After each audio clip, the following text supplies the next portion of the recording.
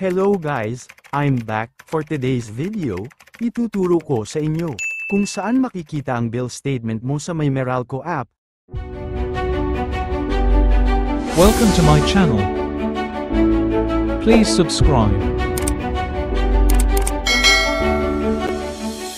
Sa vlog na ito, ituturo ko sa inyo kung saan mo makikita ang bill statement mo sa kuryente na nasa may Meralco app. Alinsunod din, dun sa comment ng isang subscriber na hindi daw niya makita ang bill kasi need ng PDF. So simulan na natin agad-agad, let's do this. Una, baka kaya hindi mo makita ang bill mo? Yun ay maaring dahil hindi tugma ang gamit mong mobile phone, wala sa system ng phone mo na makabasa ng PDF file. Kung medyo malaki ang storage ng mobile phone mo, pwede kang mag-download ng app sa Play Store. Kung paano, sundan mo lang ako. Click ang Play Store. Sa search bar, type mo lang ang Adobe Acrobat Reader, yan yung app na pwedeng makabasa ng mga PDF file. Click mo ang install. At kung naka-installed na, pwede mo na makita ang file mo na naka-PDF extension.